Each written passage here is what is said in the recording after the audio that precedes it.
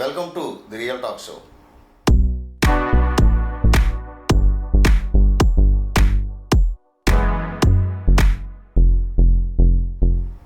గత 10 ఏళ్లుగా తెరపై కనిపించని కాంగ్రెస్ పార్టీకి పూర్వ వైభవం రానుందా?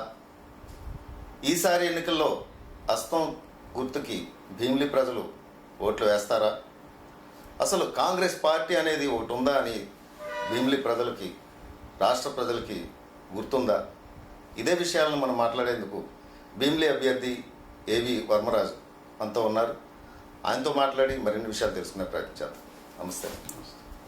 ఎలా ఉన్నారు సార్? బాగానే ఉన్నామండి. ఏంటి మీ పార్టీ పరిస్థితి? మీరు నామినేషన్కి సిద్ధంగా ఉన్నారా? నామినేషన్కి మేము ఆల్రెడీ ప్లాన్ చేసుకున్నామండి, సిద్ధంగా ఉన్నాం. ఎప్పుడు ప్రచారం ప్రారంభిస్తారు? ప్రచారం 17వ తారీఖు మేము స్టార్ట్ చేసామండి. నెక్స్ట్ డోర్ టు డోర్ అన్నది మేము 19వ తారీఖు ఈస్ట్ నుంచి స్టార్ట్ చేస్తాం. సెంటిమెంట్గా మాకు ఒక ఈశాన్య ప్రాంతం నుంచి మేము అన్నవరం నుంచి మేము ప్రచారం స్టార్ట్ చేస్తామండి. డోర్ టు డోర్ అన్నది కాంగ్రెస్ పార్టీ అధిష్టానం మిమ్మల్ని మీలో ఏం చూసి మీకు టికెట్ ఇచ్చిందంట? అంటే మీకున్న పలుకుబడిని చూసి ఇచ్చిందంటారా, లేదంటే మీకున్న ఆర్థిక స్తోమతను చూసి గుర్తించి అధిష్టానం మీకు టికెట్ ఇచ్చిందంట? దేని చూసి ఇచ్చిందంట? ఫస్ట్ ఆఫ్ ఆల్ నాకు దేవుని దయ వల్ల టికెట్ వచ్చిందని నేను నమ్ముతానండి. ఎందుకంటే ఈ ఎమ్మెల్యే టికెట్ కోసం ఆల్మోస్ట్ 16 మంది అప్లై చేశారు. అందరూ ఆర్థికంగా ఉన్నవాళ్ళు, పలుకుబడి ఉన్నవాళ్ళు, అన్ని రకాల సామాజిక వర్గాల నుంచి పెట్టడం జరిగింది.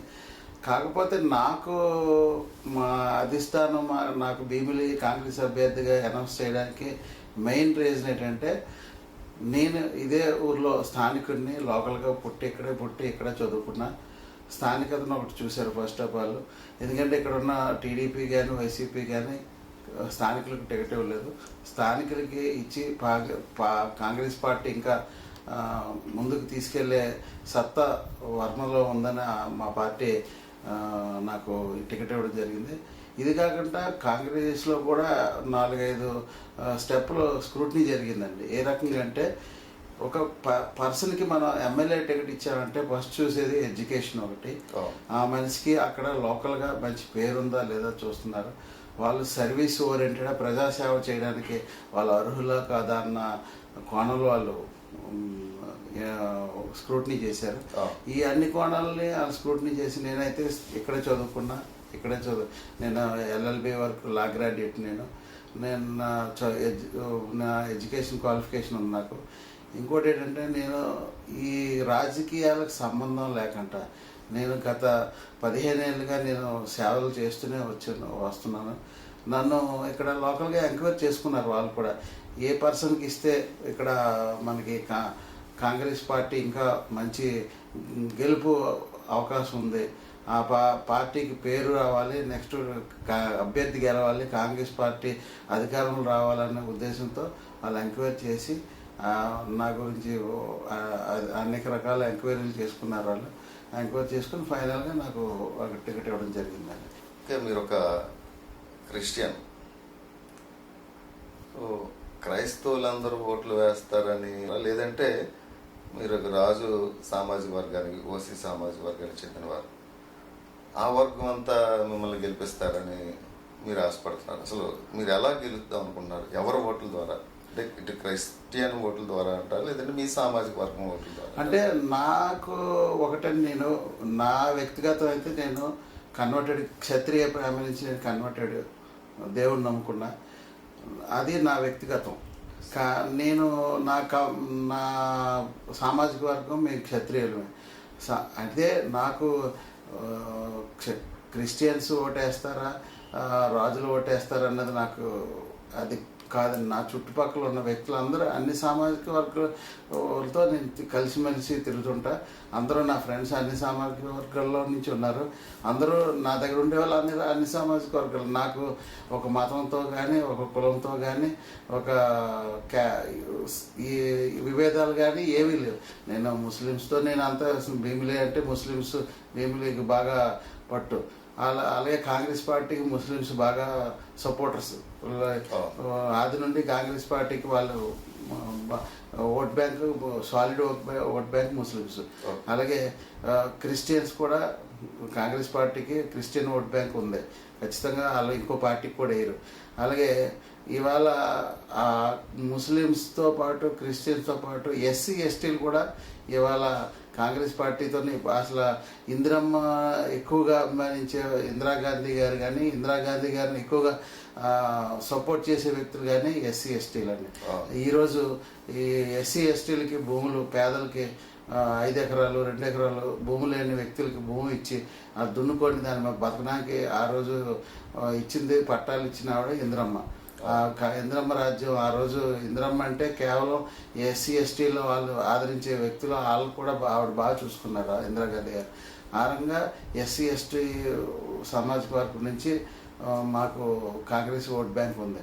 కాకపోతే నాకు ఎస్పెషల్లీ భీమిలీ క్వశ్చన్కి నేను ఎవరితో తగులు పెట్టుకునే వ్యక్తిని కాదు. పర్సనల్గా నాకు ఎవరితో గొడవలు లేవు. నేను అన్ని వర్గాలు కలుపుకొని వెళ్తున్నాను. నాకు క్రిస్టియన్ పాస్టర్స్ సపోర్ట్ ఉంది, అలాగే ముస్లిమ్స్ సపోర్ట్ ఉంది, అలాగే క్షత్రియ సపోర్ట్ ఉంది, అలాగే బీసీ సామాజిక వర్గం సపోర్ట్ ఉంది. అన్ని కులాలు, అన్ని మత వ్యక్తులు నాకు అనుకూలమైన వ్యక్తులు ఉన్నారు. నా ఫ్రెండ్స్ ఉన్నారు. అందరితో కలిసిమెలిసి వాళ్ళ ఇంట్లోకి వెళ్ళిన ఈ కమ్యూనిటీతో నేను తిరగకూడదని ఉండదు. ప్రతి కమ్యూనిటీతో నేను వాళ్ళ ఇంట్లో వెళ్ళి భోజనం చేస్తా, వాళ్ళు నాతో వచ్చి భోజనం చేస్తారు. నేను వాళ్ళు కలిసి తిరుగుతాం. నాకు మా కులాలకి మతాలకి నాకు ఏ రకమైన భేదం లేదు. నేను నాది ఏంటంటే మనం యాజ్ ఏ ఇండియన్గా ఇది మనం లౌకిక తత్వం ఉన్న మన కంట్రీ. ఇక్కడ ఇండియా వచ్చినాక మనం ఖచ్చితంగా అన్ని క్రిస్టియన్స్ ఉంటారు, ముస్లిమ్స్ ఉంటారు, హిందూస్ ఉంటారు. అన్నీ ఇక్కడ అది నా మతం అనేది నా వ్యక్తిగతం. కానీ నేను ఈ మతానికి సంబంధించిన వ్యక్తులే నాకు ఓటేస్తారు, నన్ను గెలిపిస్తారు. కానీ నాకు అందరూ సమానులే. కాకపోతే నా పర్సనల్ లైఫ్ నేను దేవుని నమ్ముకున్నా, నేను నా ఆచారం, నా విధానాలు అవి అంతే, అంతమించి ఇది లేదు. ప్రధానంగా మీరు గుర్తించిన సమస్యలు ఏంటి? పబ్లిక్కి మీరు ఇవ్వబోతున్న హామీలు ఏంటి? అంటే భీమిలీలో ఇవాళ మౌలిక వసతులు మినిమం ప్రజలకు కావాల్సిన వసతులు సరిగ్గా కల్పించట్లేదు. ఈ పార్టీలు, అధికార పార్టీ ఏమన్నా అపోజిషన్ పార్టీ ఏమనండి, వీళ్ళిద్దరూ ఏలో 10 ఏళ్ళు పరిపాలించారు, ఏలో 5 ఏళ్ళు పరిపాలించారు. రెండు పార్టీలు ఏంటంటే ప్రజా సమస్యలు వదిలేసి, ప్రజల అవసరాలు, ప్రజలకి ఏం కావాలో వదిలేసి వాళ్ళు వ్యాపారాలు, వాళ్ళు రకరకాల వాళ్ళు డెవలప్మెంట్, వాళ్ళ స్వలాభం కోసం చూసుకుంటున్నారు.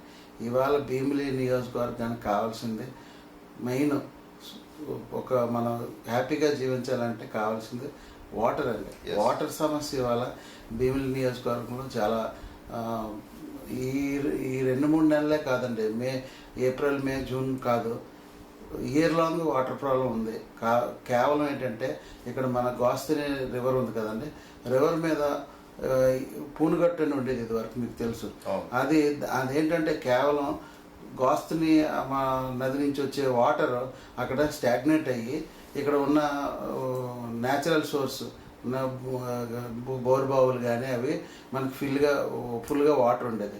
అది ఇవాళ ఏమైందంటే ఆ పూనుగట్టు పోవడం వల్ల ఈ వాటర్ మంచి వాటర్ ఏదైనా మంచినీళ్ళు తాగే నీరు ఏమైనా ఉందో మన గోస్తని ద్వారా వచ్చేది అది సీలోకి వెళ్ళిపోతుంది.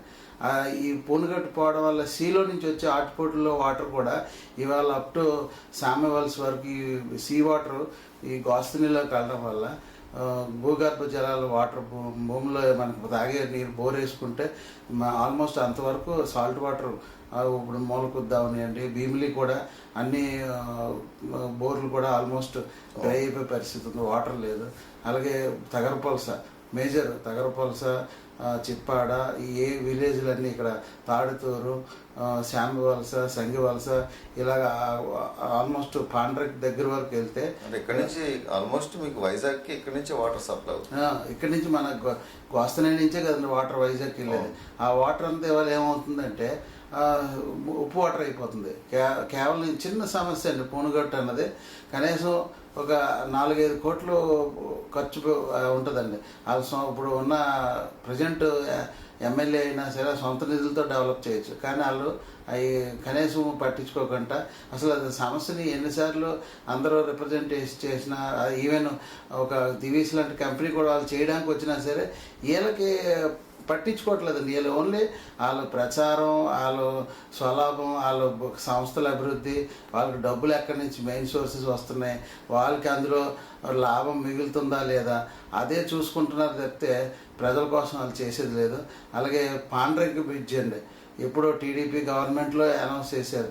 తర్వాత వైసీపీ గవర్నమెంట్ వచ్చినప్పుడు వైసీపీ వాళ్ళు కూడా మేము ఖచ్చితంగా టీడీపీ వాళ్ళు చేయలేదు. నేను అప్పుడు వైసీపీలో తిరిగినప్పుడు నేను లాస్ట్ ఎలక్షన్లో నేనున్నా. ఆ టైంలో ఏం చెప్పారు, పాండ్రంకి బ్రిడ్జ్ చేస్తాం, ఆ పాండ్రంకి ప్రజలు చాలా ఇబ్బందులు పడుతున్నారని చెప్పారు. ఇవాళగా ఆ బ్రిడ్జ్ లేదు. ఇప్పుడు కొంచెం కనీసం శంకుస్థాపనలు చేయడం వెళ్ళిపోవడం తప్పితే టీడీపీ గంటా శ్రీనివాసరావు అని అవంతి శ్రీనివాసరావు అని అంటే ఆ బ్రిడ్జ్ పరిస్థితి అలాగే ఉంది. పాండ్రంగి బ్రిడ్జ్ ఏమైందంటే శంకుస్థాపన వరకు మిగిలిపోతుంది. ఇప్పుడు టీడీపీ గవర్నమెంట్లో కూడా శంకుస్థాపన వరకు వచ్చింది. అలాగే ఇప్పుడు రీసెంట్గా కూడా వైసీపీ వాళ్ళు ఏం చేశారంటే దాన్ని కడతామని మళ్ళీ స్టార్ట్ చేస్తామని ఎలక్షన్ కోసం శంకుస్థాపన చేయడం, రాయి పాతడం, ఏదో వర్క్ నామక వస్తు వర్క్ చేయడం, ఏదో ఎలక్షన్ ప్రజలకి మేము వర్క్ చేస్తున్నాం చూపించడం కోసం ఈ రకమైన చేస్తున్నారు. కానీ అది కూడా ప్రస్తుతానికి వాళ్ళు ఏం చేయట్లేదు కదా. అక్కడైతే మటుకు శిలాఫలకాలు ఉన్నాయి, ఎన్ని శిలాఫలకాలు ఉన్న ఉపయోగం ఏంటి సార్? ఇప్పుడు అదే ఉపయోగం లేదు. శిలాఫలకాలు బోల్ చోట్ల శిలాఫలకాలు ఓపెన్ చేస్తున్నారు, వదిలేస్తున్నారు ప్రాజెక్టులు. అలాగే అదే పాండ్రంగిలో అల్లూరు సీతారామరాజు గారి జన్మస్థలం, అక్కడ టూరిజం 80 కోట్లతో టూరిజం ప్రాజెక్ట్ చేస్తామని ఇదే వైసీపీ ప్రభుత్వం చెప్పడం జరిగింది. ఇవాళకి అది కనీసం కార్యరూపం దాల్చలేదు, దాని గురించి అసలు ప్రస్తావన లేదు. ఆయన జన్మదినం వేడుకలు జరిగినప్పుడే అనౌన్స్ చేశారు 80 కోట్లతో మేము ప్రాజెక్ట్ చేస్తున్నాం, అది లేదు. అలాగే పద్నామం వచ్చినాకే ఇనాం భూములు రైతులకి ఎప్పుడో విజయనగరం మహారాజు గారు లేకపోతే ఇచ్చిన ఇనాం భూములు అలా అటు వాళ్ళకి భూ హక్కు రావట్లేదు, ఎవరికైనా అమ్ముకోవడానికి కూడా ఒక ఈవెన్ డీ పట్టాలు కూడా అమ్మేసుకుంటున్నారు. డీ పట్టాలు ల్యాండ్ పుల్లింగ్ కొని ఇదే అధికార పార్టీ 600 ఎకరాలు పద్నామం మండలంలో, అనంతపురం మండలంలో 600 ఎకరాల దగ్గర ల్యాండ్ పుల్లింగ్ అనేసి ఈ మన అధికార పార్టీ ఎమ్మెల్యే గారు ఆయన అనుచరులు కలిపి ఇద్దరు 600 ఎకరాల దగ్గర 1000 కోట్లు ల్యాండ్ పుల్లింగ్ మీద వాళ్ళు సంపాదించడం జరిగింది. ఇవాళ అందుకే భీమిలి నియోజకవర్గం వదిలి వెళ్ళడానికి ఇష్టపడలేదు మన అవంతి శ్రీనివాసరావు. ఎందుకంటే ఇక్కడ బాగా భూములు ఉన్నాయి, భూముల్ని ఈ ల్యాండ్ పుల్లింగ్ అనో లేకపోతే ఇంకో ఎస్సీ ఎస్టీలు భయపెట్టి లాక్కొని అధికార పార్టీ వాళ్ళు సొంత వ్యక్తులకి ల్యాండ్ పుల్లింగ్ పేరు మీద ఇవ్వడం, అలాగా దానివల్ల బోల్డ్ వ్యాపారం జరుగుతుంది వాళ్ళకి. అందుకని వాళ్ళు ఇక్కడ ఎన్ని కోట్లైనా ఖర్చు పెడతారు. ఏ పార్టీ ఈ పార్టీ అధికారం వస్తుందంటే ఇంకో పార్టీకి జంప్ అయిపోతారు. అధికార పార్టీకి అక్కడ 100 కోట్లు ఎంత టికెట్కి ఇచ్చి అక్కడ జంప్ అయిపోతున్నారు. కేవలం ఏంటంటే వాళ్ళకి భీమిలి నియోజకవర్గంలో సమస్యలు కాదు వాళ్ళకి కావాల్సింది, భీమిలి నియోజకవర్గంలో వ్యాపారం కావాలి. భూముల్లో వచ్చే ఈ రకమైన లాభాలు 1000 కోట్ల వరకు సుమారు వాళ్ళు. ఇవన్నీ బాగానే ఉన్నాయి. ఇప్పుడు మీరు గెలిస్తే ఈ సమస్యలు ఏమైనా పరిష్కరించడానికి ఏమైనా మీరు ఖచ్చితంగా నేను ఈ సమస్యల మీద నేను గ్యారంటీ పోరాటం చేస్తా. రాష్ట్ర బడ్జెటే లేదు కదా, అసలు అందులో డబ్బులే లేవు కదా. మీరు గెలిచిన తర్వాత మీరేం చేస్తారు? బడ్జెట్ అవసరం లేదు సార్. ఇవాళ ఇదే నేను ఊర్లో నేను ప్రజాసేవ చేశాను. కరోనా టైంలో నేను ఎంత ఖర్చు పెట్టాను. మనకి అతి చేరువలో భీమిలి మండలానికి చేరువలో పూనుగట్టి సమస్య మహా అయితే 2-3 కోట్లు ఖర్చు అవుద్దండి. నన్ను గెలిపించరు మీరు. భీమిలి ప్రజలకు మీరు మీ మీడియా ద్వారా చెప్పండి. భీమిలి ప్రజలు కానీ నన్ను గెలిపిస్తే మొదటగా నేను నా సొంత నిధులతో నేను చేస్తా. వీళ్ళకి చేత కాకపోవడం ఏంటంటే అసలు దివీస్ ఫ్యాక్టరీ లాంటి కంపెనీ వాళ్ళ చేస్తామని వచ్చినా సరే వీళ్ళు అది అయ్యే ఖర్చు కానీ వీళ్ళు స్వలాభం వాళ్ళు చేస్తే వీళ్ళకి ఎక్కడ వాళ్ళు అంటారు అసలు వాళ్ళు దివీస్ వాళ్ళు చేస్తామన్నా సరే అడ్డుపెట్టడం కారణం ఏంటంటే వాళ్ళు చేస్తే వాళ్ళ క్రెడిట్లోకి వెళ్తుంది. వాళ్ళు ఇప్పుడు ఎంత ప్రాజెక్టు 3 కోట్లు అనుకోండి, 3 కోట్లే వాళ్ళు ఫండ్ రిలీజ్ చేస్తారు. వీళ్ళకి మళ్ళీ దాంట్లో వీళ్ళ పర్సంటేజ్లు రావు. అదే ఉద్దేశంతో వాళ్ళు ఆపేస్తున్నారు. ప్రజలకి అది ఉపయోగం లేదా అన్నది వాళ్ళకి అవసరం లేదు. ప్రజలకి అది ఎంత అవసరం అన్నది లోకల్గా ఉండి మీకు తెలుస్తుంది, నాకు తెలుస్తుంది. బయట ఉన్న లోకల్గా ఇక్కడ లోకల్ సమస్య మీద మీరు పోరాటం చేస్తున్నారు కాబట్టి మీకు తెలుస్తుంది, లోకల్ సమస్యల గురించి మీరు తిరుగుతున్నారు కాబట్టి మీకు తెలుస్తుంది. లోకల్గా ఉన్న మనకు స్థానికులు కాబట్టి నాకు తెలుస్తుంది. వాళ్ళకి స్థానికులు కాదు కదండి, ఇవాళ వస్తారు, వ్యాపారం చేసుకుంటారు, ఇప్పుడు డబ్బులు సంపాదించుకుంటారు, ఇంకో చోట మళ్ళీ బిజినెస్లు చేసుకుంటారు. అలాగే ఇప్పుడు పద్మనాభం అయిపోయింది, ఆనందపురం మండలంకి వచ్చినకి అన్సెటిల్డ్ విలేజ్ అండి. అంటే సర్వే అవ్వకుండా సెటిల్మెంట్ అవ్వకుండా ఉన్న విలేజ్లు ఉన్నాయి. ఏమంటే చెర్లపాలెం, ముచ్చెర్ల, అలాంటి విలేజ్లు వేల దగ్గర 1000 ఎకరాలు 2000 ఎకరాలు దగ్గర అన్సెటిల్డ్ విలేజ్లు ఉన్నాయండి. రైతులు ఒక 5 ఎకరాలు 10 ఎకరాలు ఉన్న పాస్బుక్ ఇచ్చారు కానీ అమ్ముకునే రైట్ లేదు. అది కూడా అది గవర్నమెంట్ భూమో తెలియదు, ప్రైవేట్ భూమో తెలియదు. అలాగా అన్సెటిల్డ్ విలేజ్ కింద ఉండిపోయి అనంతపురం మండలంకి వచ్చినకి. అలాగే మీకు అడవివరం ఉంది, అడవివరం ఆ పంచగ్రామాల సమస్య ఉంది. వాళ్ళకి ఆ పంచగ్రామాలు వాళ్ళకి అసలు వాళ్ళ భూములు వాళ్ళకి ఇస్తారా లేదా సెట్. ఇప్పుడు నేను లాస్ట్ టైం నేను పార్టీలో తిరిగినప్పుడు వాళ్ళు ఏం చెప్పారంటే ఖచ్చితంగా పంచగ్రామాలు మేము పరిష్కరిస్తాం, ఆ పార్టీ అధికారం లాగానే దాన్ని పంచగ్రామాలను మీకు ఇస్తాము, సమస్య పరిష్కరిస్తామని చెప్పి ఆ రోజు ప్రచారంలో చేశారు. ఇవాళ ఏముందని పంచగ్రామం పరిస్థితి అలాగే ఉంది, ఎక్కడ వేసిన గొంగలు అక్కడలాగా ఉంది. కనీసం దాని గురించి ఏ రోజు కూడా ఇవాళ వరకు ఒక స్టేట్మెంట్ ఇచ్చిందిలే చేసేది. ప్రతిసారి ఎలక్షన్లో ప్రతి నాయకుడు చెప్పే మాట పంచగ్రామాల సమస్యను పరిష్కరిస్తాం అంటున్నారు. తీరా గెలిచిన తర్వాత పార్టీ అధికారంలోకి వచ్చిన తర్వాత ఎవరు దాన్ని పట్టించుకునే పరిస్థితి లేదు. సో మీరు కూడా ఈరోజు పంచగ్రామాల సబ్జెక్ట్ మీరు తెర మీద తీసుకొచ్చారు, మరి మీరు కూడా అదే పోవకు చెందుతారు అనుకుంటున్నారు. ఖచ్చితంగా మేము చేయిస్తాను, ఎందుకంటే మాకు రెవెన్యూ గురించి ఐడియా ఉంది. నేను ఒక అడ్వకేట్ని, నాకు రెవెన్యూ దాంట్లో ఉన్న సబ్జెక్ట్ తెలుసు. అలాగే నాకు బేసిక్గా రియల్ ఎస్టేట్ అనుభవం ఉంది కాబట్టి ఆ సమస్య పరిష్కారం ఎలా చేయించాలి, ఎక్కడెక్కడ ఏ డిపార్ట్మెంట్ని చేయించుకురావాలన్నది తెలుసు. దానికి వీళ్ళంటే వీళ్ళకి ఎవరికి తెలియదండి ఆ సమస్య గురించి. ఆ సమస్య పరిష్కారం అయితే అనేక మంది బాగుపడతారు, అనేక ఫ్యామిలీలు నిలబడతాయి. సమస్యలు పరిష్కారం కాక సమస్య ఉండిపోయి దానికి కనీసం ఒక దానికి ఆధారం కూడా లేకుండా ఇప్పటికి దగ్గర 15 సంవత్సరాలు బట్టి ఆ సమస్యని 15-20 సంవత్సరాలు బట్టి చేస్తాం అంటున్నారు, చేయట్లేదు. నేను డిగ్రీ చదివినప్పటి నుంచి చూస్తున్నా ఆ తగరపల్స్ బస్ స్టాండ్ విషయం. ఎన్ని ప్రభుత్వాల అధికారులు వచ్చినా ఇప్పుడు ప్రతి ఎమ్మెల్యే ఎలక్షన్ ముందు చెప్పడం, మేము ఇక్కడ ఒకసారి జుట్టుమిల్లి గ్రౌండ్ ఉంది కదా అక్కడ కాంప్లెక్స్ కడతాం, జుట్టుమిల్లి వాళ్ళు ల్యాండ్ తీసుకుంటామని ఒకసారి చెప్పారు, అది ఇవ్వలేదు. ఆ జుట్టుమిల్లి వాళ్ళు ఇవ్వలేదు. తర్వాత మన గోస్తనీకి వెళ్ళే రోడ్డు, పాత బ్రిడ్జి రోడ్డు పక్కన అక్కడ ల్యాండ్ అలాట్ చేసాం, అక్కడ చేసేస్తామని టీడీపీ ప్రభుత్వం చెప్పింది, వైసీపీ ప్రభుత్వం చెప్పింది. వైసీపీ వాళ్ళు మొన్న అయితే ఇంకా చేసేస్తామని చెప్పారు, కానీ ఇవాళ అది కనీసం సర్వే కూడా చేయించలేదు. అక్కడ గవర్నమెంట్ ల్యాండ్ ఉంది, ప్రైవేట్ ల్యాండ్ ఉంది. కనీసం ఇది ఆర్టీసీకి అలాట్ చేసాం, ఇది ఇంత ల్యాండ్, ఇది రేపు పొద్దున్న ఆర్టీసీ కాంప్లెక్స్ కడుతున్నాం అన్నది లేదు. దానివల్ల అనేక మంది స్టూడెంట్స్ వృద్ధులు ఉన్నారండి. కనీసం తగరపల్లిలో బస్సు ఎక్కాలంటే విజయనగరం వెళ్ళాలన్నా వైజాగ్ వెళ్ళాలన్నా సిటీ బస్సులు లోపలికి రావట్లేదు. కొన్ని బస్సులు వస్తున్నాయి, మిగతా హైవేలు వెళ్ళిపోతున్నాయి. ఆ హైవేకి వెళ్ళి ఎండలో ఉండాలి. కనీసం హైవే పక్కన ఒక షెల్టర్ బస్ స్టాప్ లేదండి వాళ్ళ తగరపల్లి జంక్షన్లో. అలాగే ఇక్కడ భీమిలి నుంచి వచ్చేటప్పుడు కూడా భీమిలి తగరపల్లి మెయిన్ జంక్షన్లో జనాలు నిలబడడం కనీసం షెల్టర్ లేదండి. సరైన అంటే జనాలకి ఇలాంటి మే నెలలో మంచి ఎండకి విపరీతమైన వడదెబ్బ తగులుతాయి, కనీసం నిలబడడం ఒక షెల్టర్ అవకాశం లేదు. అలాగే స్టూడెంట్స్ ఇబ్బంది పడుతున్నారు, ఈ యాక్సిడెంట్లు అవుతున్నాయి. దీనివల్ల ఏంటంటే స్టూడెంట్స్ హైవేకి వెళ్తున్నారు, ఈ గాబరాలో కాలేజీ టైం మిస్ అవుతుందని గాబరాలో ఎక్కుతున్నారు, ఏదో బస్సు యాక్సిడెంట్లో చనిపోతున్నారు స్టూడెంట్స్. అలాగే భీమిలి తగరపల్లి ఈ మధ్యలో ఒక మంచి జూనియర్ కాలేజ్ పెడతాం తగరపల్లిలో అన్నారు, అది వాళ్ళ తగరపల్లిలో అన్ని ప్రైవేట్ కాలేజీలు బోర్డులు వచ్చాయి. ఇప్పుడు మన అవంతి గారు ఉన్నారు, ఆయన ఇంజనీరింగ్ కాలేజ్ బాగా డెవలప్ చేసుకున్నారు. కనీసం పేద ప్రజలు అక్కడ అవంతి కాలేజీలోనో లేకపోతే ప్రైవేట్ కాలేజీలోనో వెళ్ళి ఇంటర్మీడియట్ చదవలేరు కదండి, ఇంజనీరింగ్ చదవలేరు. గవర్నమెంట్ కాలేజీలు అట్లీస్ట్ మేము ఇప్పుడు ఉన్నాం, మా టైంలో భీమిలి గవర్నమెంట్ కాలేజీలో చదువుకున్నాం. ఇవాళ భీమిలి గవర్నమెంట్ కాలేజీలో అంత జనాలకు తగ్గ సీట్లు లేవు, రూములు లేవు, ఫెసిలిటీస్ లేవు. అక్కడ తగరపాసుకు వచ్చినాక అసలు కాలేజే లేదు. ఇలాంటి పరిస్థితులు ఉన్నాయి, పట్టించుకోవట్లేదు కనీసం. ఏ నాయకుడు వస్తున్నాడు, ఎందుకంటే వాళ్ళు సమస్య వాళ్ళు సొంతం చేసుకోవట్లేదు, వాళ్ళు ఓన్ చేసుకోవట్లేదు. వాళ్ళు ఇది భీమిలి నియోజకవర్గం వాళ్ళ సొంతం కాదు కాబట్టే వాళ్ళు ఏదో వస్తున్నారు వెళ్ళిపోతున్నారు అంతే. అప్పుల పాలైపోయిన రాష్ట్రం, నిధులు లేని రాష్ట్రం అయింది. ఈ నేపథ్యంలో మీరు ఎక్కడి నుంచి డబ్బులు తీసుకొచ్చి మీరు దాన్ని డెవలప్ చేస్తారు?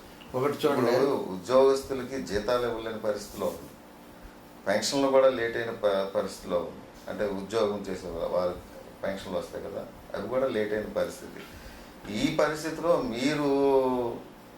మీరు కాంగ్రెస్ ప్రభుత్వం మీరు ఎలా వాటిని ఫుల్ఫిల్ చేయగలుగుతారు? మీరు అసలు చూడండి, ఇవాళ సెంట్రల్లో ఇండియా కూటమి ఖచ్చితంగా వస్తుంది.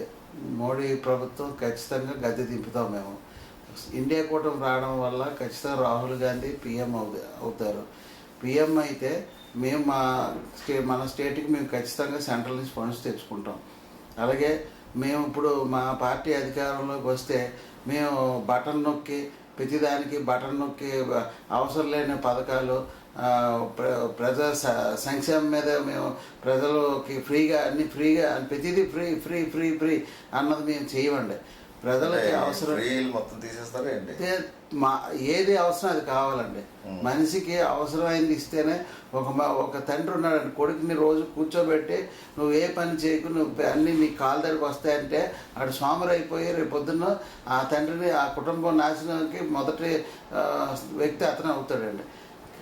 మన పిల్లలకైనా మన ప్రజలకైనా మనం చేయాల్సిన, మన ఫ్యామిలీ మెంబర్స్కైనా మనం చేయాల్సింది ఏంటంటే వాళ్ళు బతకడానికి ఒక మార్గం మనం చూపించాలి. ఒక 1000 రూపాయలు సంపాదించుకోవాలంటే ఆ 1000 రూపాయలు మనం ఫ్రీగా ఇవ్వకూడదు, మన దగ్గర ఉందని ఫ్రీగా ఇవ్వకూడదు.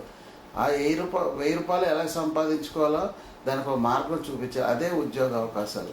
సంపద సృష్టించాలి కానీ ఫ్రీగా వస్తుందంటే కొండలైనా తరిగిపోతాయి. మన పెద్దలు ఏమన్నారంటే కూర్చొని అంటే కొండలైనా తరుగుతాయి అన్నారు. అదేవిధంగా వాళ్ళు ఏం చేస్తున్నారు, జనాల్ని సోమరిపోతులు చేసి ప్రజలకి అన్ని అవసరం లేని పథకాలు ఇచ్చి ఆ పథకాలు పథకాల పేరు చెప్పి వీళ్ళు తింటున్నారు. ఇవాళ జనాలకు పూర్తిగా పథకాలు అందే పరిస్థితి కూడా లేదు. ఇల్లు కట్టాలంటే మినిమం మనం ఒక బెడ్రూము, ఒక కిచెను, ఒక బాత్రూము, ఒక హాలు, సింగిల్ బెడ్రూమ్ హౌస్ కట్టాలన్నా మినిమం నేను యాజ్ ఎ బిల్డర్గా చెప్తున్నాను, మినిమం 4-5 లక్షలు ఖర్చు అవుతుంది. ఇవాళ మాది గ్యారంటీ 9 గ్యారంటీలో ఒకటి ఏంటంటే 5 లక్షలతో పేదవాళ్ళకి ఇల్లు కట్టించి ఇస్తామని మా మేనిఫెస్టోలో పెట్టాం. అలాగే ఇప్పుడు చూడండి, ఫ్రీ ఎవరికి కావాలండి, వృద్ధులు ఉన్నారు, తాత మా అమ్మ అవ్వ ఉన్నారు. అలాంటి వాళ్ళకి మనం ఏంటంటే వాళ్ళు బయటికి వెళ్ళి వాళ్ళు సంపాదించుకోలేరు, వాళ్ళు పేదలు కాబట్టి అలాంటి వాళ్ళకి మనం వృద్ధాప్య పెన్షన్లు ఇవ్వాలి. వాళ్ళకి మేము 4000 రూపాయలు పెన్షన్ మేము ఇస్తాం మా హామీలో చెప్పాం. అలాగే వికలాంగులు ఉన్నారు, వాళ్ళకి ఏంటంటే ఖచ్చితంగా వాళ్ళు బయటికి వెళ్ళి పని చేసుకోలేరు, వాళ్ళ ఇంట్లో ఉండే వాళ్ళ జీవనం సాగించాలి కాబట్టి వాళ్ళకి 6000 రూపాయలు పెన్షన్ ఇస్తామని మా పార్టీ మేనిఫెస్టోలో పెట్టాం. అలాగే ఇవాళ మన పేద మహిళలు ఉన్నారు, వాళ్ళు ఏ పని చేసుకున్నా ఏం చేసుకున్నా గవర్నమెంట్ నుంచి ఒక ఆదరణ కావాలని ప్రతి నెల ఒక కుటుంబంలో ఒక పేద మహిళకి నెలకి 8300 రూపాయలు చొప్పున ప్రతి పేదవాళ్ళకి మాత్రమే. ఇప్పుడు పేదవాళ్ళు అంటే ఏంటంటే వాళ్ళకి నెల తినడానికి తిండి, ఉండడానికి ఇల్లు, కట్టుకోవాలి బట్టలు లేని పరిస్థితుల్లో ఉన్న పేదవాళ్ళకి మాత్రమే ఈ పథకాలు. అంటే ఈ పేదవాళ్ళు ఎలా గుర్తిస్తారంటే వైట్ కార్డు ఉన్న వాళ్ళు పేదవాళ్ళు ఖచ్చితంగా అండి. White ration card, white card ఉన్న వాళ్ళు ఈ రోజుల్లో చాలా మంది కార్లు కూడా ఉంటున్నాయి. అదే కదా నేను అంటుంది, అది మనం స్క్రూటినీ చేయాలండి. కారు ఉన్నోడికి, బంగ్లా ఉన్నోడికి ఇల్లు ఇచ్చి ఆడికి పథకాలు ఇస్తే ఏమవుతుంది, ఇంకా సోమరి అవుతాడు. నిజంగా ఎవరు పేదవాడు ఉన్నాడో ఆ వ్యక్తికి మనం చేయాలి. అది మేము మా కాంగ్రెస్ పార్టీ చేస్తాం. ఇవాళ మా పార్టీ ప్రత్యేక హోదా అనే ఆ రోజు స్టేట్ బైఫర్కేషన్ అయినప్పుడు ఏదైతే ప్రామిస్ చేసిందో అది ఇవాళ మా పార్టీ రాహుల్ గాంధీ పిఎం అయిన మొదటి సంతకం ప్రత్యేక హోదా మీద చేస్తాం అంటున్నారు. ఆ ప్రత్యేక హోదా వల్ల 10 ఏళ్ళు గ్యారంటీ ఇస్తారు. 10 ఏళ్ళు ఇవ్వడం వల్ల మన స్టేటు స్వర్ణాంధ్రప్రదేశ్గా అవుతుంది గ్యారంటీగా. ఎందుకంటే మంచి అనేక ఇండస్ట్రీలు వస్తాయి, అనేక ఎంప్లాయ్మెంట్ జరుగుతుంది, అన్ని రంగాల అభివృద్ధి, అన్ని రకాల కంపెనీలు మన ఆంధ్రప్రదేశ్కు క్యూ కడతారు ఈ ప్రత్యేక హోదా వల్ల. దానివల్ల ఏంటంటే ఉద్యోగ అవకాశాలు పెరుగుతాయి. అది మా పార్టీ మేనిఫెస్టోలో ఉంది. ఖచ్చితంగా ఈ పథకాలన్నీ ప్రతి గడపకి ప్రతి ఇంటికి మేము అందేటట్లు నేను చేస్తా. మన దగ్గర బడ్జెట్ లేదు, మనకు ఖజానా అంతా వాళ్ళు దోసుకు తిన్నారు అధికార పార్టీ. కానీ ఇవాళ మేమేంటంటే సెంట్రల్ ఫండ్స్ ఖచ్చితంగా మా పార్టీ కాంగ్రెస్ పార్టీ సెంట్రల్లో ఇండియా కూటమి వస్తుంది, అధికారంలో మా పార్టీ వస్తే అక్కడి నుంచి మేము ఫండ్స్ తెచ్చి మన రాష్ట్రాన్ని మన ప్రాంతాన్ని మేము డెవలప్ చేస్తాం. హాసిని వర్మకి పిచ్చెక్కింది. సైకిల్ మీద తిరిగిన హాసిని వర్మ, నానా కష్టాలు పడ్డ వర్మ, నానా ఇబ్బందులు పడిన వర్మ ఈరోజు హాసిని వర్మగా రూపాంతరం చెందాడు. ఉన్న డబ్బులు ఇష్టం వచ్చినట్టు ఖర్చు పెడుతున్నారు అని పబ్లిక్ చాలామంది అంటారు. దీనికి మీ సమాధానం ఏంటి? లేదండి, మీరు చెప్పినట్టు నాకు ఒక రకమైన పిచ్చి ఉంది. ఏంటంటే నేను ప్రజలకు సేవ చేయాలన్న పిచ్చి నాలో ఉంది. ఏంటంటే నేను మీరు చెప్పినట్టు ఇదే ఊర్లో సైకిళ్ళతో స్టార్ట్ చేశాను. ఆ రోజు నా ఆదాయం 2,000 రూపాయలు. ఆ రోజు నేను సేవ చేయాలంటే నా 2,000లో ఒక 500 వరకు 1000 వరకు నేను సేవ చేయగలను. నా ఫ్యామిలీకి ఒక 1000 రూపాయలు నేను దాచుకొని. అలాగా నేను ప్రతి నా స్టెప్లో ప్రతి అడుగులో నేనేంటంటే ఆ రోజు వచ్చే డబ్బులతో అలా నా బిజినెస్ని డెవలప్ చేసుకున్నా, నా ఫ్యామిలీని డెవలప్ చేశాను, అలాగే నేను ప్రజాసేవ చేశాను. కానీ ఇవాళ నేను నా బిజినెస్లో వచ్చే డబ్బు నా పిల్లలకి నా తరతరాలకి దాచుకొని ఇప్పుడున్న నాయకుల్లాగా ఆ పిల్లలకి 1000 కోట్లు 1,00,000 కోట్లు ఇవ్వాలని నాకు ఆలోచన లేదని, నా బిజినెస్ ద్వారా వచ్చే డబ్బుని నేను ప్రజాసేవలకి, పేద ప్రజలు ఉన్నారు వాళ్ళకి తిండికి తినడానికి లేదు వాళ్ళకి నేను సపోర్ట్ చేస్తాను. అలాగే చదువుకోవడానికి పిల్లలు ఉన్నారు వాళ్ళకి బుక్స్ కొనుక్కోవడానికి లేదు వాళ్ళకి ఇస్తా. ఫీజులు కట్టలేకపోతున్నారు నేను కడతా. అలాగే ఒకరికి ఒకే హార్ట్ ప్రాబ్లం వచ్చింది వాళ్ళు ఆపరేషన్ చేయించుకోవాలి వాళ్ళకి నేను సర్వీస్ చేస్తా. అలాగే ఒకరికి క్యాన్సర్ వచ్చింది వాళ్ళకి ట్రీట్మెంట్ చేసుకోవడానికి డబ్బులు లేవు, నా వంతు నేను హెల్ప్ చేస్తా. ఆల్రెడీ చేస్తా కదా, నేను చేసినవి మీకు చెప్తున్నా, అలా చేస్తా. అలాగే ఎవరైతే అవసరమో అదే చేస్తానండి. కరోనాలో నేను ఒకటే చూడండి, ఆ కరోనాలో నేను ఎందుకు ఖర్చు పెట్టానంటే ఆ రోజు నాకు దేవుడు ఒక అవకాశం ఇచ్చాడు, నువ్వు ప్రజా సేవ చేసుకొని. మేము ఎంత ఖర్చు పెట్టానో మీకు తెలుసు. ఎందుకంటే కరోనాలో భీమిలి నియోజకవర్గంలో ప్రతి విలేజ్కి ప్రతి మండలానికి నేను నా వంతు నేను ఎవరైతే నన్ను ఫోన్ చేశారో ఇలా పలానా ఏరియాలో ఈ ప్రాబ్లం ఉందన్న అందరికీ నేను చేశానండి. అదే అవంతి శ్రీనివాస్ గారు తర్వాత విజయసాయి రెడ్డి గారితో కలిపి వాళ్ళు ఎవరు నాకు వాళ్ళ చేతుల మీద ఇప్పించినట్టున్నారు కదా. మరి ఆ రోజు నేను ఆ పార్టీలో ఉన్నాను కాబట్టి వాళ్ళతో ఓపెనింగ్ కార్యక్రమం చేసామండి అంతే. కానీ నా సొంత నిధులతో నా సంస్థలో నేను సంపాదించుకున్న డబ్బులో నా పిల్లల కోసం ఉంచిన డబ్బులో ఖర్చు పెట్టానండి. అంతేగాని నేను ఎవరో బయట నుంచి నాకు ఫండ్స్ రాలేదు, నేను ఎవరితో అన్యాయంగా అక్రమంగా సంపాదించిన డబ్బులతో నా సొంత నిధులతో నేను సర్వీస్ చేసి ఆ రోజు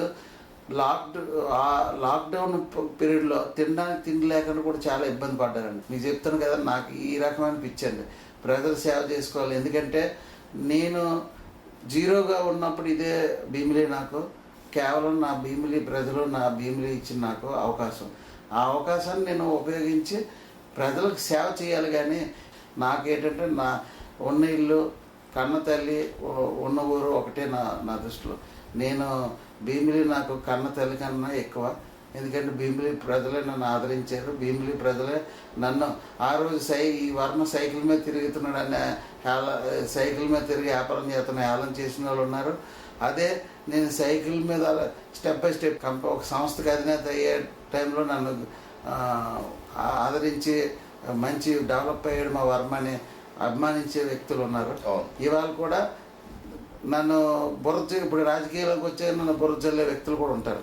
కామన్ ఇప్పుడు మీరు అన్నారు అది. కాబట్టి నేను దాన్ని ఏం పట్టించుకోను. నా కోరిక నా పిచ్చి ఏంటంటే ప్రజాసేవ చేయాలి. ప్రజలకి ఏంటంటే నాకున్న డబ్బులతో కొంత చేయగలం, కానీ నాకు అధికారం ఉంటే ఇంకా నేను సేవ చేయగలను ఉద్దేశంతో రాజకీయంలో నేను ఫుల్ ప్లెడ్జ్డ్గా నేను రాజకీయంలోకి రావడం జరిగింది. ఆ సేవ చేయాలనే దృక్పథంతోనే నేను రాజకీయంలోకి వచ్చా. ఇదే నా పిచ్చి. మీరు ఏమనుకుంటా అనుకోండి. వర్మ నవ్వులు పాలవుతున్నాడు. ఒకటి టీడీపీ, 2 వైసీపీ. ప్రధాన పార్టీలు 2 కూడా ఎవరికి వారి తాలూకా ప్రచారంలో దూసుకుపోతూ ఉన్నారు. ఈ నేపథ్యంలో వర్మ అనే మాట కాంగ్రెస్ అనే మాట వినపడగానే వారు నవ్వే పరిస్థితి అయితే వాళ్ళకి అనిపిస్తుంది. ఎందుకంటే అదొక పార్టీ ఆయన గెలుస్తాడా ఏముందిలే అని చెప్పేసి వారు నవ్వుకునే పరిస్థితి. వారికి మీరేం చెప్పాలనుకుంటున్నారు? సార్ ఇప్పుడు ఒకటేనండి, ఆ రోజు వైఎస్ రాజశేఖర రెడ్డి గారు ఒక కార్యకర్తగానే కాంగ్రెస్ పార్టీలో స్టార్ట్ చేయడం జరిగింది. ఆ రోజు ఆయన్ని కూడా మహానేతను కూడా ఆ రోజు ఇలాగే ఏలం చేసి ఉంటారు. ఆయన గోల్ ఏంటి? నేను ఫస్ట్ ఎమ్మెల్యే అవ్వాలి, తర్వాత నేను మినిస్టర్ అవ్వాలి, తర్వాత నేను సీఎం అవ్వాలి, ముఖ్యమంత్రి అవ్వాలని గోల్ పెట్టుకొని ఆయన కష్టపడారు. ఆయన ఎన్ని సంవత్సరాలు కష్టపడిన తర్వాత ఆయన సీఎం అయ్యారు. అలాగే నా గోల్ ఏంటంటే నేను ఎమ్మెల్యే అవ్వాలి, నేను ప్రజాసేవ చేసుకోవాలనుకుంటున్నా. ఇవాళ చాలా లేదా మంత్రి అవ్వాలని కానీ ఏమన్నా నేను దేవుడు ఆశీర్దిస్తే దేవుడు ఆశీర్దిస్తే నేను మినిస్టర్ కూడా అవ్వచ్చు, చెప్పలేం. కాంగ్రెస్ పార్టీలోనే ఉందండి అవకాశం. ఒక సాధారణ కార్యకర్త ఎమ్మెల్యే అవ్వచ్చు, మినిస్టర్ అవ్వచ్చు, సీఎం అవ్వచ్చు. అది ఈ లోకల్ పార్టీలో అవకాశం లేదు. ఇప్పుడు మీరు అంటున్నారు కదా, ఈ నాయకులు ఎవరో వర్మ నవ్వుతున్నారని. ఈ నవ్వులే పువ్వులు అవుతాయండి. ఎందుకంటే చూడండి, ఈ నవ్వే నాయకులు ఎవరైతే ఉన్నారో, ఇప్పుడు అవంతి శ్రీనివాస్ అవనండి, గంటా శ్రీనివాస్, వీళ్ళు ఏ పార్టీ నుంచి వచ్చారండి? గంటా శ్రీనివాస్ వచ్చినకి టీడీపీ నుంచి వచ్చాడు. ఆయన టీడీపీ నుంచి ప్రజారాజ్యానికి వెళ్ళాడు, ప్రజారాజ్యం నుంచి కాంగ్రెస్కి వెళ్ళాడు, కాంగ్రెస్ నుంచి ఇప్పుడు మళ్ళీ టీడీపీకి వెనక్కి వచ్చాడు. ఆయన కాంగ్రెస్ పార్టీలోకి వెళ్ళాడు కదండి ఆయన. అలాగే మన అవంతి శ్రీనివాస్ తీసుకోండి, ఆయన ప్రస్థానం పీఆర్పీ నుంచి స్టార్ట్ అయింది, పీఆర్పీ నుంచి కాంగ్రెస్కి వెళ్ళారు, కాంగ్రెస్ నుంచి మళ్ళీ టీడీపీకి వెళ్ళాడు, టీడీపీ నుంచి వైఎస్ఆర్ కాంగ్రెస్కి వచ్చారు. వీళ్ళందరూ కాంగ్రెస్ పార్టీ నుంచి వెళ్ళే వ్యక్తులే. కాంగ్రెస్ పార్టీని కానీ నన్ను కానీ నవ్వుతూ హేళన చేశారంటే వాళ్ళ బతుకులు కూడా అలాగే హేళన అయిపోతారు. రేపు పొద్దున్న ప్రజలు వాళ్ళు చూసి నవ్వుతారు గ్యారంటీగా. అది జరుగుతుంది. ఆ నవ్వులే పువ్వులు అవుతాయి. నేను నవ్వే వ్యక్తి గురించి చూడను. స్టార్టింగ్ స్టేజ్లో ఉన్నప్పుడు అందరూ నవ్వుతారండి. నన్ను కూడా చాలామంది అన్నారు, అధికార పార్టీలోకి వెళ్ళిపోవచ్చు కదా, లేకపోతే అపోజిషన్ టీడీపీలోకి. నాకు వద్దు, నా సొంత పార్టీ కాంగ్రెస్. ఏదైనా అప్ అండ్ డౌన్స్ ఉంటాయి. ఈరోజు మా పార్టీ డౌన్లో ఉంది, రేపు పొద్దున మా పార్టీ అధికారంలోకి వస్తుంది. ఖచ్చితంగా అది మా పార్టీ అధికారంలో వస్తుంది, మా నమ్మకం అది. చివరిగా మీ నియోజకవర్గ ప్రజలకి మీరేం చెప్పదలుచుకున్నారు? భీమిలి నియోజకవర్గ ప్రజలారా, మీ అందరికీ ధన్యవాదాలు. నేను చెప్పాల్సింది ఏంటంటే, నేను ఇదే ఊర్లో పుట్టా కాబట్టి నాకు చిన్న అవకాశం ఇవ్వండి. టీడీపీకి ఒక అవకాశం ఇచ్చారు, వైసీపీకి ఒక అవకాశం ఇచ్చారు. నన్ను ఆదరించి నాకు ఒక అవకాశం ఇవ్వండి. మీ పిల్లల భవిష్యత్తు కానీ, భీమిలి నియోజకవర్గ అభివృద్ధి కానీ నేను కాంగ్రెస్ పార్టీ ద్వారా ఖచ్చితంగా, నేను ఆ రోజు రాజశేఖర రెడ్డి ఉన్నప్పుడు ఎలాగైతే మన ఆంధ్రప్రదేశ్ స్వర్ణాంధ్రప్రదేశ్గా ఆయన చేశారో, నేను భీమిలి నియోజకవర్గాన్ని కూడా ఖచ్చితంగా స్థానికుడిగా నేను ఏమైతే సమస్యలు చెప్పానో ఆ సమస్య మీద పోరాడి నా వంతు ప్రయత్నం నేను చేసి ఖచ్చితంగా నేను ఏమైతే చెప్పానో అవన్నీ నేను నెరవేరుస్తానని చెప్తున్నా. నాకు మీ అందరూ నన్ను ఆదరించి నేను మీకు ఎల్లవెల్ల మీ ప్రజాసేవ చేసుకుంటా. ఖచ్చితంగా నాకు ఈ అవకాశం కల్పించి మా Congress party MP P Satya Reddy గారికి, అలాగే నేను భీమిలి కాంగ్రెస్ పార్టీ తరఫున ఎమ్మెల్యే అభ్యర్థిగా పోటీ చేస్తున్నాను కాబట్టి మీ అమూల్యమైన ఓటు ముద్రను హస్తం గుర్తుపై వేసి నన్ను గెలిపించాల్సింది కోరుకుంటూ మీకు నమస్కారం. భవిష్యత్తులో మీరు ఇంకా ఏదైతే మీరు గోల్ పెట్టుకున్నారో ఆ గోల్ మీరు రీచ్ అవ్వాలి. ఎవరైతే మిమ్మల్ని చూసి నవ్వుతున్నారో ఆ నవ్వులన్నీ పువ్వులుగా మారాలి. అలాగే ఎవరైతే మిమ్మల్ని పిచ్చోలుగా అనుకున్నారో వాళ్ళందరూ కూడా మీలో ఉన్న మంచితనాన్ని, మీలో ఉన్న ఒక సేవా గుణాన్ని వారు తెలుసుకోవాలని కోరుకుంటూ, అలాగే మీరు ప్రచారానికి బయలుదేరిపోతూ ఉన్నారు. మీరు వెళ్తున్న ప్రచారంలో అడుగుపెట్టిన ప్రతి ఎంట కూడా మీకు పాజిటివ్ రిజల్ట్ రావాలని, ప్రతి ఒక్కరూ మిమ్మల్ని ఆదరించాలని, మిమ్మల్ని గెలిపించాలని సాక్ష్యం టీవీ మనస్ఫూర్తిగా కోరుకుంటూ నమస్తే. థ్యాంక్ యూ అండి. ఇది ఇవాళ రియల్ టాక్ షో. మరో టాక్ షోలో మరొకరిని కలుసుకుందాం. అంతవరకు చూస్తూనే ఉండండి సాక్ష్యం టీవీ.